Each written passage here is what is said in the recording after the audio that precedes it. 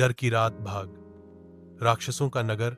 श्रुति की अगली चुनौती, जहां आत्माएं नहीं, असली राक्षस रहते हैं। अब तक की कहानी। श्रुति अब एक अर्ध आत्मा बन चुकी है, न पूरी जिंदा न पूरी मरी हुई। हर पूर्णिमा की रात वह वहां जाती है जहां कोई आत्मा मुक्ति के लिए पुकारती है। लेकिन अब वह एक ऐसे नगर की ओर खिंच रही है जहां सिर्फ आत्माएं नहीं बल्कि प्राचीन राक्षसों की सत्ता है। एक अजीब सपना। एक रात श्रुति ध्यान में थी जब एक आवाज गूंजी, तूने आत्माओं को मुक्त किया, पर क्या तुझे राक्षसों से लड़ना आता है? उसने आंखें खोली, सामने एक जली हुई लड़की खड़ी थी। चेहरा पहचान में नहीं आ रहा था। उसने कहा, हमें बचा लो, वो राक्षस हमें जला रहे हैं, हमारे डर से खुद को ताकतवर बना रहे हैं। श्रुति ने पूछा, कहां हो तुम? उसने धीरे से कहा, कालपुर, राक्षसों का नगर कालपुर। जो नक्शे में नहीं। श्रुति ने खोज शुरू की, लेकिन कालपुर किसी भी नक्शे में नहीं था। गांव के सबसे बूढ़े व्यक्ति से पूछा। बाबा कांपते हुए बोले, कालपुर वो जगह है जहां सैकड़ों साल पहले तांत्रिकों ने नरबलि दी थी।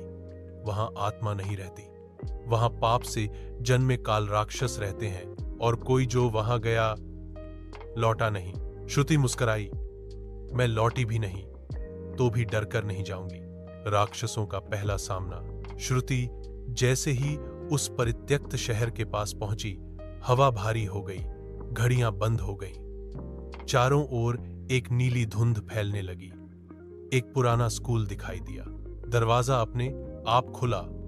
भीतर एक क्लासरूम में दीवार पर लिखा था, हमारे डर से मत डरना, अपने डर से डरना। तभी एक राक्षसी आकृति अचानक सामने आई। सिर इंसान का, शरीर भेड़िए जैसा, आंखें आग की तरह जल रही थीं।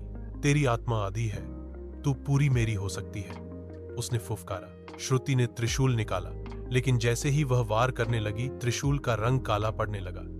ये त्रिशूल इन राक्षसों पर काम नहीं कर रहा था। एक नई शक्ति का उदय।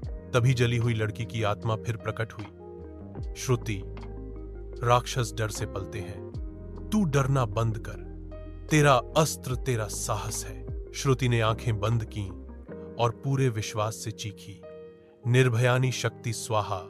उसके चारों ओर से एक सुनहरी रेखा बन गई। त्रिशूल फिर से लाल चमकने लगा। श्रुति ने राक्षस पर वार किया और वो चीखता हुआ धुएं में बदल गया। लेकिन ये तो शुरुआत थी।